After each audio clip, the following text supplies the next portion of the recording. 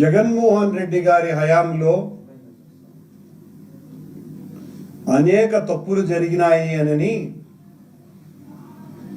చంద్రబాబు నాయుడు గారు జగన్మోహన్ రెడ్డి గారి హయామంతా మాట్లాడి, జగన్మోహన్ రెడ్డి గారు దిగిపోయిన తర్వాత కూడా అసాధారణమైనటువంటి ప్రతిభావంతుడైన జగన్మోహన్ రెడ్డి రాజకీయ జీవితాన్ని సమూలంగా నాశనం చేయటానికి ఎన్ని రకాలుగా ఎవరినైనా వాడుకునే ప్రయత్నం నిరంతరం చేస్తూనే ఉన్నారు, చేస్తూనే ఉంటారు. అందులో ఈ రోజున ఇప్పటి వరకు వారు వ్యవస్థల్ని వాడుకుంటూ వచ్చినారు. ఈరోజు సాక్షాత్తు శ్రీ మహావిష్ణువైన వెంకటేశ్వర స్వామినే వాడుకునే ప్రయత్నం చేస్తున్నారు. ఈరోజు వాళ్ళు పత్రికా సమావేశంలో మాట్లాడి చాలా నంగిగా ఆ నంగి మాటలన్నీ కూడా వింటూ ఉంటే వీళ్ళెంత ఇట్లా మారిపోయినారే, రోజు దాడి చేసినట్టు మాట్లాడేవాళ్ళు కాస్త ఒక్కసారిగా మెత్తగా మేము వాస్తవాలు ప్రజలకు తెలియజెప్పదలుచుకున్నాం అనే మాటలలోనే వాళ్ళ భయం కనపడుతుంది.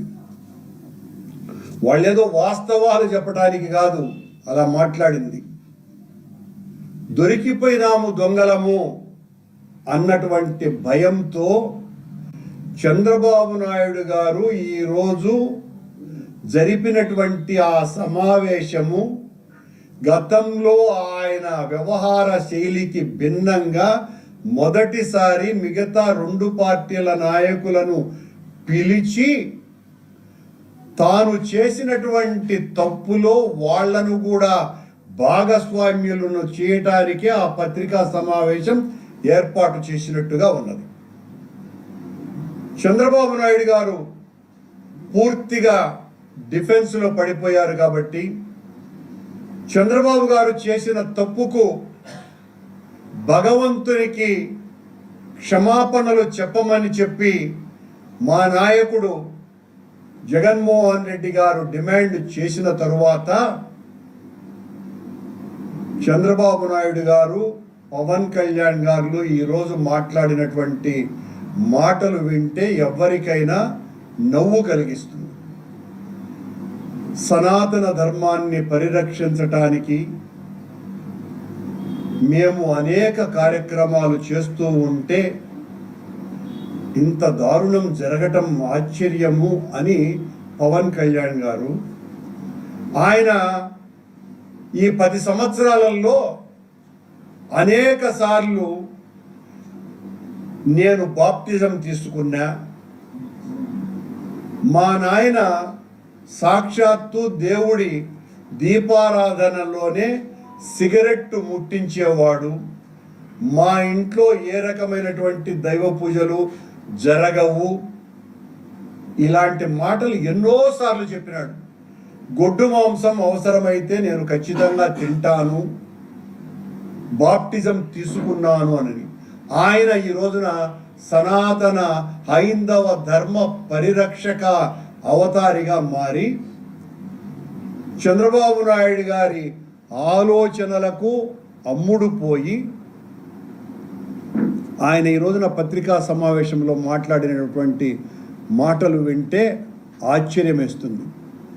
ఇక చంద్రబాబు నాయుడు గారు తనంత భక్తుడే లేడని, చిన్నప్పటి నుంచి నేను మా ఊరి నుంచి అలిమేలు బంగాపురం వైపు చూస్తే వెంకటేశ్వర స్వామి వైపు చూస్తాను, అలా చూసే నా కార్యక్రమాలు మొదలవుతాయి. మీరు ఒక్కరే ఉన్నారా భగవంతుని భక్తుడు? రోజు 1,00,000 మంది వస్తారు వెంకటేశ్వర స్వామిని దర్శించుకునేదానికి. వాళ్ళెవరు భక్తులు కాదు, ఈయన ఒక్కడే భక్తుడు.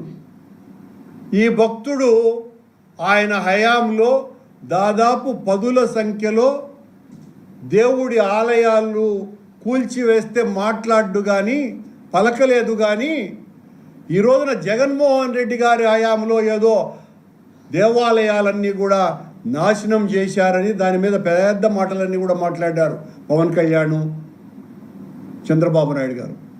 నీ హయాంలో జరిగినటువంటి ఘోరాలు నీ హయాంలో అప్పుడు కాదు కదా, ఇప్పుడేం జరుగుతున్నాయి టీటీడీలో అన్నటువంటి విషయాలు కూడా మాట్లాడుకోవాలి, గుర్తు చేయాలి కదా. మీరు వచ్చిన తర్వాత కొండ మీద మద్య మాంసాలు అనేక సార్లు దొరికినాయి, బిర్యానీలు దొరికినారు, తాగి గొడవలు చేసుకొని దొరికినారు. మొన్నకు మొన్న మందు బాటిళ్ళు విచ్చలవిడిగా దొరికితే అది మా పార్టీ కార్యకర్త మీద కేసు బనాయించి జైల్లో పెట్టినారు. ఇంకెన్ని చెప్పాలా? మీ హయాంలోనే తొక్కిసలాటలో 6 మంది భక్తులు చనిపోయారు వైకుంఠ ఏకాదశి రోజు.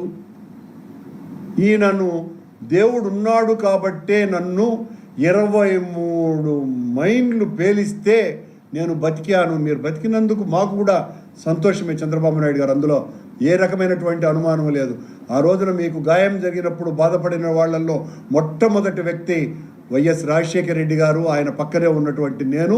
మీ మీద గాయం జరిగినందుకు అందరూ మీ పార్టీ వాళ్లతో సహా అందరూ గజగజలాడిపోతుంటే నక్సలైట్ల భయానికి రాజశేఖర రెడ్డి గారు నేను ఆ రోజు మీ మీద జరిగిన దాడికి ఇది అమానుషం అమానవీయమనని గాంధీ బొమ్మ దగ్గర నిరసన దీక్ష మేము చేస్తే రాజశేఖర రెడ్డి గారు చేసిన తరువాతనే మొత్తం రాష్ట్రం అంతా కూడా మీ పార్టీ కార్యకర్తలు బయటికి వచ్చినారు అన్న విషయాన్ని గుర్తు చేస్తున్నా.